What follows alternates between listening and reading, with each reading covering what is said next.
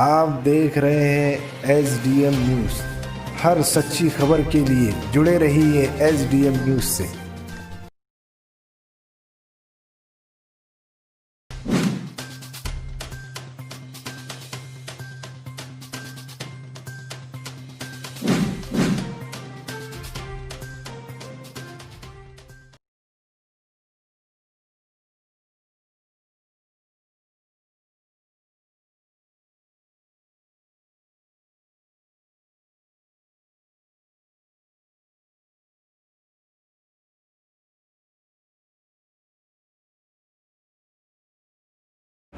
आज हम यूनुस कॉलोनी अर्श मस्जिद के पास डॉक्टर इमरान चिल्ड्रन हॉस्पिटल में आए हैं।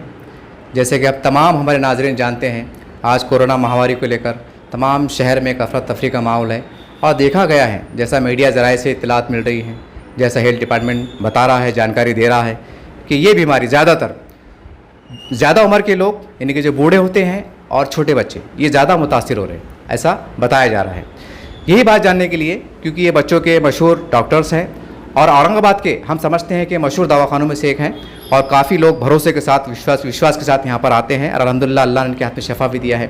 आइए हम तमाम बातों पे पहलू पे उनसे गुफ्तगू करने जाएंगे। डॉक्टर साहब, मेरा पहला सवाल ये है कि जैसा बताया गया है कि कोरोना बच्चों को बेहद ज़्यादा मुतासिर कर रहा है, तो कोरोना महामारी के दौरान 3 महीने के दौरान क्या बता सकते हैं कि इस तरह के पेशेंट आपके पास आए और आए तो आपने उसको किस तरह से ट्रीटमेंट किया? अस्सलाम वालेकुम रहमतुल्लाहि व बरकातहू। जैसा कि आपने पूछा कि बच्चों में ये बीमारी ज़्यादा मुतासिर हो रही है, तो पहले तो ये है कि देखिए कोरोना जो बीमारी है ये तो सभी एज ग्रुप के लोगों को मुतासिर करती है, लेकिन इसका जो ज़्यादा इफ़ेक्ट है वो 10 साल के ऊपर से लेकर जो ज़्यादा उम्र के लोगों में ही है, और इसका ज़्यादा जो रिस्क है वो बूढ़े लोगों में ज़्यादा रहता है कि जैसे कि 50 साल के ऊपर जो जिनकी एज है उन्हीं के अंदर ये ज़्यादा होता है। बच्चों में हमने केसेस काफ़ी कम देखे और औरंगाबाद में तो मैं समझता हूँ या 2 या 3 पेशेंट ही कोरोना के निकले होंगे अभी तक के जो रिकॉर्ड के हिसाब से। इतने ज़्यादा मुतासिर इसमें बच्चों में नहीं रहता, क्योंकि उसके पीछे वजह ये रहती है कि बच्चों में थोड़ा इसके इम्यूनिटी का जो इशू रहता है, जो सब बहुत ज़्यादा कम एज के उनमें इम्यूनिटी कम रहती है, लेकिन बाकी लोग इसको ये वायरस जो है तो बच्चों में ज़्यादा मुतासिर नहीं कर रहा है। ज़्यादातर इसका जो इफ़ेक्ट है ये ओल्ड एज में है और ओल्ड एज में ही ज़्यादातर डेथ रेट देखा जा रहा है, ओल्ड एज यानी कि 50 से ज़्यादा। और दूसरी चीज़, जो लोगों में डायबिटीज़ है, बीपी है, जो हम लोग कोमॉर्बिड कंडीशन बोलते हैं, जैसे कि हार्ट की बीमारी, किडनी की बीमारी या फेफड़ों की बीमारी, वो लोगों में इसका ज़्यादा इफेक्ट देखा जा रहा है। अच्छा डॉक्टर साहब, एक हमारा सवाल आपसे जो बराह रास्त सीधा प्रशासन से जुड़ा हुआ है। हमने देखा है कि जो बड़े बड़े सरकारी डॉक्टर्स है, हॉस्पिटल्स है, घाटी है, मिनी घाटी है, ऐसे दवाखानों में ही जो है तो कोरोना का टेस्ट किया जा रहा है, उनका इलाज किया जा रहा है। और कहीं ना कहीं एक बड़ी हैरत की बात है, ये इस तरह से आवाम में चर्चा चल रही है, आज जनता में चर्चा चल रही है कि प्रशासन ने इस तरह का कदम क्यों नहीं उठाया कि जैसा आप डॉक्टर्स हैं, आप रजिस्टर्ड डॉक्टर्स हैं, आपने उसकी तालीम दिया है, आप कामयाब हुए हैं और आप अल्हम्दुलिल्लाह कामयाबी से जो है तो ये दवाखाना चला रहे हैं, तो क्या ये डॉक्टरों के पास इतनी सलाहियत नहीं है कि वो जिस तरह से चेक कर पा रहे हैं या वो इलाज नहीं कर सकते, या ऐसा क्यों नहीं हो सकता? आप अपने एक्सपीरियंस के हिसाब से बताइए। देखिए, आपका सवाल एकदम सही है। पहले तो ये बात हमें जानना चाहिए, ये बीमारी नहीं है कोविड-19, जो कि दिसंबर 19 में इसका पहला वायरस हमने चाइना में देखे थे। दूसरी चीज़ ये है कि अभी ये बीमारी निकल कर समझो अभी तकरीबन 5 से 6 महीने हुए हैं, और 5 से 6 महीने में पहले तो वो वायरस की स्टडी करना, उसका मोड ऑफ ट्रांसमिशन क्या है, वो कितने लोगों को इन्फेक्ट करेगा, कैसे कैसे लोगों को इन्फेक्ट करेगा, उसके क्या क्या असरात बॉडी पर हो रहे हैं, कौन सी सिस्टम इन्वॉल्व है, ये सब चीज़ें स्टडी होते होते जब हो रही है, तो गवर्नमेंट का जो काम है अभी इस ताल्लुक़ से कोरोना के, तो ये मैं समझता हूँ कि बहुत ही अच्छा काम कर रहे हैं। सबसे पहले देखिए, जिस तरीके से लॉकडाउन शुरू हुआ, मैं समझता हूँ कि लॉकडाउन जो था ये 3 महीने में हमारे पास पूरे इंडिया में, मतलब मैं महाराष्ट्र की बात नहीं कर रहा हूँ, पूरे इंडिया में, तो ये केस जो जिस तरीके से इसका रेट होना चाहिए था फैलने का, तो वो रेट जो है पहले कम था बिल्कुल।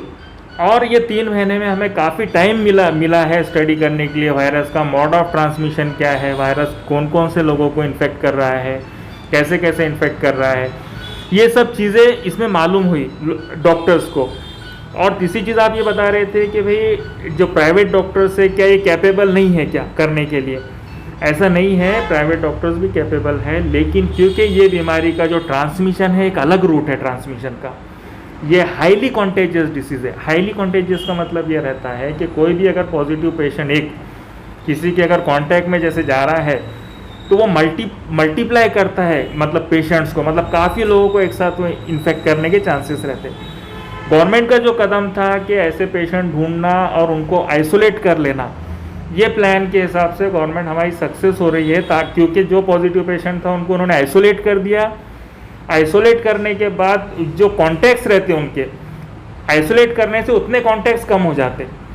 मिसाल के तौर पे अल्लाह ना करे कोई एक्स पर्सन अगर कांटेक्ट में है, उसकी फैमिली में अगर 20 लोग हैं, तो एक एक्स पर्सन जो है वो 20 लोगों को पॉजिटिव करेगा। और ये जो 20 लोग जितने इनके मामलात रहते हैं मुआशरे में, जो भी घूमते हैं, उनके बिजनेस रहते हैं या जो भी रहेगा, ये लोग और 100 लोग, 1000 लोग, 500, 5000 लोग, ऐसा मल्टीप्लाई करते जाएंगे। तो गवर्नमेंट की जो पॉलिसी थी यहाँ पर कि ऐसे लोगों को आइसोलेट करना, उनको ट्रीटमेंट करना, तो ये बहुत ही अच्छा काम उन्होंने यहाँ पर किया था। और उससे हमारे फिर भी नंबर ऑफ केसेस वो हिसाब से बहुत कम है। अगर हम स्टडी करें अमेरिका, इटली, तो यहाँ पर हर दिन कितने सारे पेशेंट्स निकल रहे। अब उनका जो 20 लाख के करीब तो पेशेंट वहाँ पर पॉजिटिव हो गए, ऐसा हो गया। लेकिन हमारे पास फिर भी, और दूसरी चीज़ क्या है कि हमारा जो डेथ रेट है इंडिया का, ये फिर भी कम है। तो जाहिर बात है गवर्नमेंट हॉस्पिटल्स में काम अच्छा चल रहा है। और उन्होंने, गवर्नमेंट ने कुछ प्राइवेट हॉस्पिटल जो बड़े बड़े हैं उनको भी परमिशन दिया है कि तुम लोग कोविड का जो है तो सेंटर्स बनाओ, और सेंटर्स बना के वहाँ पर कोविड के पेशेंट एडमिट करो और ट्रीट करो। आप जो बता रहे हैं कि दूसरे डॉक्टर्स जो हैं उनको ये क्यों नहीं दिया गया, कि देखिए कोविड पेशेंट में ऐसा रहता है कि उसके लिए एक बड़ा स्टाफ लगता है, बड़ी जगह लगती है। पहले तो सस्पेक्टेड का ग्रुप, फिर जो पॉजिटिव का ग्रुप, उसमें भी सीरियस का ग्रुप, माइल्ड पेशेंट का ग्रुप, और जो विदाउट सिम्टम वाले जिसको हम लोग असिम्टोमेटिक बोलते हैं, इतनी बड़ी जगह, फिर उनको आइसोलेट करना, दूर रखना, ये सब चीज़ें जो है एक छोटे हॉस्पिटल में पॉसिबल नहीं रहती है।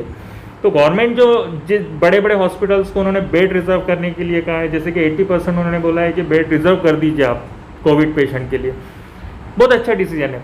लेकिन अभी इसमें क्या हो रहा है मालूम, कि ये कुछ दिनों से जैसा ये पेशेंट्स बढ़ रहे हैं, तो जाहिर बात है हेल्थ सिस्टम के ऊपर लोड आ जाएगा उसके लिए। और बाकी प्राइवेट हॉस्पिटल्स पे भी जो जिनको कोविड का उन्होंने सेंटर्स बनाए हैं उन पर भी लोड आ रहा है। अब ये हमारा काम है, ये हम लोगों का एक सोशल रिस्पॉन्सिबिलिटी है, हम लोगों की एक citizen, as a Indian citizen ये रिस्पॉन्सिबिलिटी है कि हम हमारे घर में, हमारे मोहल्ले में, हमारे ज़िले में किस तरह एक दूसरे को सपोर्ट करके यहाँ पर कम से कम ये बीमारी फैले, इसका हमें रोकथाम किस तरीके से किया जाता है, ये हमारी रिस्पॉन्सिबिलिटी है।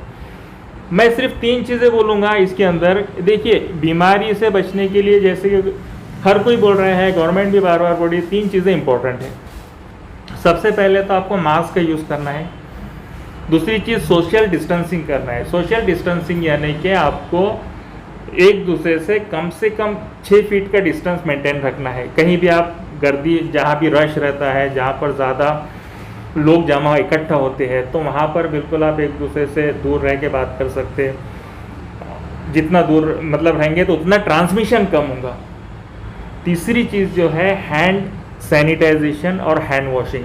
अभी हम लोग यहाँ बैठे हैं, यहाँ पर कोई पेशेंट आया, पॉजिटिव भी है, अगर यहाँ वायरस भी है, अगर हम उसको टच भी करते हैं, लेकिन तब तक वो बॉडी में अपने जब तक नहीं जाता तब तक अपने को इन्फेक्ट नहीं कर सकता। उससे पहले अगर हम हमारे हैंड सैनिटाइज कर लेते तो हम लोग सेफ हो जाते। 3 चीज़ें इंपॉर्टेंट है, मास्क यूज़ करो, हैंड सैनिटाइज करो, और तीसरा सोशल डिस्टेंसिंग करो, और सपोर्ट करो, गवर्नमेंट और प्रशासन को सपोर्ट करो। गवर्नमेंट और प्रशासन उनके लेवल पे पूरा काम कर रही है, लेकिन हम क्या कर रहे हैं, हम उनको सपोर्ट कर पा रहे हैं या नहीं कर पा रहे, ये हमें देखना है। आप आपका काम कर रहे हैं, अवेयरनेस बढ़ा रहे हैं, लोगों में डॉक्टर्स के इंटरव्यू ले रहे हैं, लोगों में एक जानकारी फैले कि भाई देखो ये चीज़ ऐसी है, इसको ऐसा करना है। आप आपका काम कर रहे हैं, मैं मेरा काम कर रहा हूँ, मैं पेशेंट देख रहा हूँ, पेशेंट जो भी पॉजिटिव है, नेगेटिव, उनको अपन आइसोलेट कर रहे हैं, जो भी है। अब लोगों की भी एक रिस्पॉन्सिबिलिटी बनती है कि गवर्नमेंट प्रशासन को किस तरीके से वो हेल्प करके इसको जितना कम से कम हम लोग अगर ये रूल अगर जब फॉलो करेंगे तो कम से कम फैलने से रोकेंगे। हम लोग इसको फैलने से रोकना है, हमको इसकी रोकथाम करना है। इसका इलाज सिर्फ रोकथाम है, जितना तुम बचेंगे उतने सेफ रहेंगे, इसलिए बोलते हैं स्टे होम स्टे सेफ।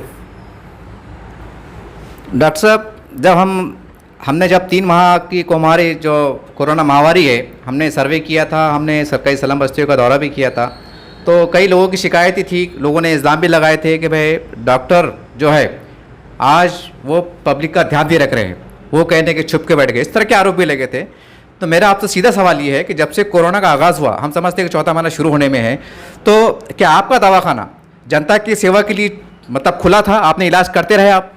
देखिए, मैं समझता हूँ कि जब से ये कोरोना शुरू हुआ, मुझे तो याद नहीं कि मैंने अपना दवाखाना कब बंद किया था, लेकिन मैंने ज़्यादा से ज़्यादा मैंने पब्लिक को सर्विस देने की कोशिश की। और सर्विस तो हमने नॉन कोविड पेशेंट को प्रोवाइड करे, लेकिन कोविड के मामले में हमने इन्फॉर्मेशन दिए, अवेयरनेस बढ़ाए, लोगों में एक बेदारी आना चाहिए इस किस्म की कि भाई ये बीमारी क्या है, कैसे फैल रही है।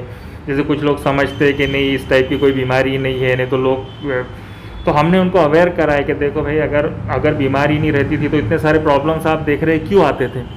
आज जो है पूरा वर्ल्ड लॉकडाउन में परेशान है, अगर ये बीमारी रहती ही नहीं थी तो वर्ल्ड का क्यों प्रॉब्लम आता था। ये किसी एक गली का या किसी एक मोहल्ले का या किसी एक शहर का प्रॉब्लम रहना चाहिए था।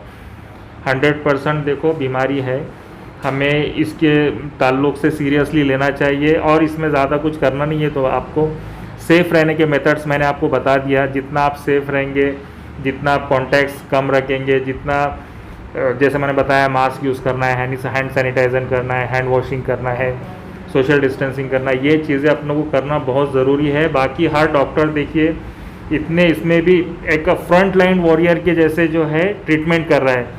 हम लोग जब यहाँ बैठते हैं, मैं तो बता रहा हूँ आपको कि ये बीमारी में ऐसे ऐसे प्रॉब्लम्स है, हम लोग जब यहाँ बैठे तो हम तो कितने सारे पेशेंट हमारे कांटेक्ट में आते हैं, हम लोग देखते भी, लेकिन हम हमारी सेफ्टी का भी ध्यान रखते और पेशेंट को भी ट्रीट करते हम लोग। ऐसे नहीं कि नहीं, नॉन कोविड जितने भी हम सभी का इलाज कर रहे हैं, सबको हम लोग देख रहे हैं। और पूरे औरंगाबाद के डॉक्टर्स अल्हम्दुलिल्लाह, मैं तो औरंगाबाद सिटी का सिटीज़न हूँ इसलिए मैं औरंगाबाद के ही बोलूँगा, बाकी लोग का नहीं मालूम, लेकिन सभी लोग मेहनत कर रहे हैं। दूसरी चीज़ मैं ये बताना चाहूँगा आपको कि कुछ अगर हॉस्पिटल्स अगर इसमें बंद हुए हैं तो हम लोगों को उसकी वजह जानना पड़ी। तो हमें ये देखना पड़ेगा पहले कि वो पहले सब सेफ़ है क्या, वो लोग सेफ़ है क्या, कि उनको तो प्रॉब्लम नहीं हुआ। तो हम लोग को उनकी हेल्प करना चाहिए, ना कि ये बोलना चाहिए कि फलाना डॉक्टर जो है तो बंद करके चला गया और पब्लिक को सर्विस नहीं दे रहा है। तो कहीं ना कहीं उसमें कुछ प्रॉब्लम्स होंगी। जैसे देखिए पेशेंट देख देख के काफ़ी लोगों को जो है यहाँ पर औरंगाबाद शहर में कुछ डॉक्टर्स भी इसमें इन्वॉल्व हो गए, कुछ स्टाफ इन्वॉल्व हो गया, कुछ नर्सेस इन्वॉल्व हो गए, तो वो लोगों को पॉजिटिव है। और जाहिर ही बात है जब वो लोग पब्लिक में काम करेंगे, पेशेंट की केयर करेंगे, देखेंगे, तो वो तो ज़्यादा रिस्क पे है डॉक्टर, तो काफ़ी लोग पॉजिटिव भी आए होंगे। वो वजह से वो लोग 10-15 दिन 20 दिन उन्होंने बंद भी किया होगा, लेकिन जैसे वो निकले मतलब उनका ट्रीटमेंट हुआ वो फिर से अपने हॉस्पिटल्स में आके शुरू हो गए। तो डॉक्टर्स अपने लेवल पे काम कर रहे हैं अल्हम्दुलिल्लाह, सब एक दूसरे की हेल्प कर रहे हैं। और मैं तो सबसे गुजारिश करूँगा कि देखिए हर डॉक्टर बोल के हम जिम्मेदारी ले रहे हैं, रिपोर्टर बोल के आप जिम्मेदारी ले रहे हैं, आम पब्लिक ने एज अ सिटीज़न बोल के इसमें गवर्नमेंट की, प्रशासन की मदद करना चाहिए, सबकी मदद करना चाहिए, पॉजिटिव रहना चाहिए, मतलब पॉजिटिव ख्यालात में रहना चाहिए। और देखिए बीमारी तो है, इसमें डिप्रेस होने की कोई बात नहीं है। अल्लाह ने बीमारी दिया, अल्लाह राहत भी देने वाला है। हो सकता है हम लोग 6 महीने परेशान रहेंगे या साल भर परेशान रहेंगे, तब तक हम लोगों को इससे बचने के जो उसके तरीके हैं वो आपको फॉलो करना है। और दूसरी एक अहम बात इसके अंदर मैं ये बताऊंगा कि ये बीमारी से डरने की ज़रूरत नहीं है, क्योंकि देखिए 100 में से 80 to 85% पेशेंट में सिम्टम नहीं रहते। इसका मतलब ये नहीं रहता कि आप रिस्क पे नहीं है। गवर्नमेंट आपको क्वारंटाइन करती है, गवर्नमेंट आपको आइसोलेशन सेंटर में रखती है, तो उसके पीछे वजह ये है कि देखिए आप अगर असिम्टोमेटिक भी है तो आप जो है 10 लोगों को पॉजिटिव करने वाले हैं या 100 लोगों को पॉजिटिव करने वाले। उससे बेहतर ये है कि अपन आइसोलेट हो जाए ताकि हम आने वाले और 10 लोगों को इन्फेक्ट ना करें। तो ये गवर्नमेंट का रूल है। अब गवर्नमेंट के रूल को अगर कुछ लोग गलत समझते हैं कि भाई अरे हमको डाल दिया वहाँ पर, हमको तो कुछ भी नहीं है, ठीक भी नहीं है, तो ये कुछ लोग बोलते हैं। लेकिन मैं उनको ये एडवाइस करता हूँ कि बाबा अपन अगर कहीं पॉजिटिव आते हैं तो हम लोग ने आइसोलेट होना चाहिए, जैसे क्वारंटाइन जिसको बोलते हैं, ताकि हम हमारी फैमिली को भी बचा सकते हैं। समझे, इसके अंदर अहम वही है। सर मेरा आखिरी सवाल ये है आपसे कि आज भी लोगों में एक ऐसा खौफ का माहौल है, खासकर जैसे हमने पहले कहा कि बच्चों के अंदर बीमारी पाई जा रही, लेकिन आपने बड़े अच्छे से खूबसूरती से आपका जवाब दिया। तो ऐसे लोग जो आप घरों में डर के मारे बैठे हैं, वो बीमार है, जैसा कि सर्दी है, खांसी है, जुकाम है, एक मौसमी जो बीमारियां होती हैं, वो बीमारी को बताने के लिए भी आगे नहीं आ पा रहे हैं, तो आप ऐसे लोगों को क्या पैगाम देना चाहेंगे? देखिए, आपका सवाल एकदम सही है और आज के जो हालात को एकदम सूट करने वाला है। मैं तमाम आवाम से, तमाम लोगों से ये गुजारिश करना चाहूँगा कि आपको अगर कुछ भी सिम्टम्स है, सिम्टम में देखिए सर्दी, खांसी, बुखार, अगर अल्लाह ना करे आपको ये सिम्टम्स लगते हैं, अगर ये सिम्टम्स आप में दिखते हैं, तो आप पहले जाके आपके फैमिली डॉक्टर से कंसल्ट कीजिए। फैमिली डॉक्टर अगर आपको कोई मेडिसिन देता है तो उसको यूज़ करो, उसके एडवाइस को मानो। और अगर उसको सस्पिशन होता है कि नहीं आपको कोविड के सिम्टम्स दिख सकते हैं, तो आप उसको नेगेटिव ना लेते हुए उसको आप पॉजिटिव लीजिए कि नहीं डॉक्टर अपने भलाई के लिए ये काम कर रहा है। देखिए, कोई भी डॉक्टर आपको जो है बिला वजह परेशान करने की नीयत नहीं रखता है। आपके लिए वो, आपकी सेहत के लिए वो हमेशा आपको सही एडवाइस करेगा। आपको जो भी बोलेगा वो आप करो, उसके एडवाइस को मानो। अगर वो बोलते हैं कि नहीं आप टेस्ट, आपके सिम्टम्स वैसे लग रहे हैं, आप टेस्ट कराओ, तो आप उसमें बिल्कुल घबराना नहीं है, आप जाओ टेस्ट करो। सिर्फ इतना ही है कि आपके 10 से 15 दिन आपको क्वारंटाइन में या आइसोलेशन में गुजारना पड़ेगा, लेकिन वो 10-15 दिन आपकी लाइफ के लिए बहुत इंपॉर्टेंट रहेंगे। ये सिर्फ अपनी लाइफ नहीं है, हमारे अतराफ़ में हमारी फैमिली मेम्बर्स है, हमारे माँ बाप है, हमारे भाई बहन है, हमारे बच्चे हैं, हमको इनका ख्याल रखना है। हमको सिर्फ हमारा नहीं देखना है। अगर मैं बीमार अगर है तो मैं डर के नहीं जा रहा हूँ, न को फिर वो 10-15 दिन डाल देंगे क्वारंटाइन में, लेकिन क्योंकि मैं घर में रह रहा हूँ और मेरी फैमिली अगर उससे मुतासिर हो रही है तो फिर इसका मतलब मैं सबका नुकसान कर रहा हूँ। तो मैं ये मैसेज देना चाहूँगा, ऐसा कुछ भी आपको लगता है आप बिल्कुल डॉक्टर्स का सलाह मशवरा मानिए, डॉक्टर्स की बात मानिए, प्रशासन जो बोलता है उस पर भी अमल करने की कोशिश करें। और जो भी कर रहे हैं ये सब अपने फ़ायदे के लिए हो रहा है। बिल्कुल आप इंशाल्लाह, मेरी अल्लाह से दुआ है कि अल्लाह सब लोगों को सेहत अता करे और ये बीमारी जो वबा है इसको जल्द से जल्द ख़त्म करे अल्लाह, और हम सब की हिफाजत करे। आमीन सुमा। अच्छा डॉक्टर साहब, एक बात और जहन में आई मेरे कि हम देख रहे हैं कि 3 माह के दौरान खासकर हम सलम बस्ती में रहते हैं, हमारा आपका दवाखाना में सलम बस्ती से जुड़ा हुआ है, हमारे लोग हाथ मजदूर रहते हैं, परेशान हाल रहते हैं। तो बहुत सारे डॉक्टरों ने क्या किए कि पेशेंट जो गरीब होते हैं उनके लिए फ़ीस में रियायत की, उनको छूट दी, या कुछ लोगों ने ऐसा बोले कि ठीक है आपके पास जब आए तब दे देना। ये भी कहीं ना कहीं इंसानी खिदमत का काम है। क्या आपने इस तरह से काम किया है? देखिए, पहली बात तो ये बोलना चाहूँगा कि हम कंसल्टेंट लेवल पर प्रैक्टिस करते हैं, तो हमारी फ़ीस तो आज नहीं पहले से भी कम ही है। जो कंसल्टेंट लेवल पे काम करते हैं उनसे ये फ़ीस कम ही है। रियायत तो काफ़ी हुई है अल्हम्दुलिल्लाह, लेकिन अब मैं ऐसा बोलकर, अब ऐसा तो हम पब्लिकली बोल नहीं सकते कि हमने फ़लाने लोगों को रियायत दी है और इतने लोगों की फ़ीस कम कर दी है, इतने लोगों का। तो खैर ये कर रहे हैं अल्हम्दुलिल्लाह। मैं नहीं, और मैं और भी हमारे डॉक्टर्स फ्रेंड हैं जिनके ग्रुप है, ये लोगों ने काफ़ी मेहनत किया है इसके ऊपर। सलम बस्ती में लॉकडाउन के दरमियान काफ़ी वो लोगों ने हेल्प किए, डिस्ट्रीब्यूट किए, जो किट्स वगैरह रहते हैं, राशन किट्स रहते हैं, इसमें भी हम लोगों ने काफ़ी अल्हम्दुलिल्लाह, अल्लाह का बहुत बड़ा एहसान है कि अल्लाह ने हमसे ये काम लिया।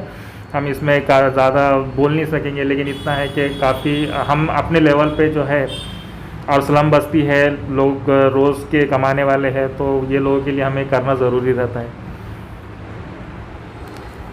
ये थे डॉक्टर इमरान साहब, इनसे हमने तफसीली बातचीत की, हर मौजू पे हमने बात की, और इन्होंने बड़े खुलकर आवाम के लिए एक वाज़ेह पैगाम दिया कि आज हमें कोरोना से डरने की ज़रूरत नहीं है, बल्कि हमें सक्षम होकर इस लड़ाई को जीतना है। इसी तरह से इन्होंने बताया कि आज ये भी अफवाह चल रही है कि दवाखाने में जाना नहीं है। तो कारण ये है कि आज कोरोना के नाम पर दवाखाने में लूटमार हो रही है। हमने ये सवाल भी इनसे पूछा, इन्होंने कहा कि नहीं, ऐसी बात नहीं, हम भी इंसान हैं, हम भी हमारे अंदर एक इंसानियत का दर्द रखते हैं।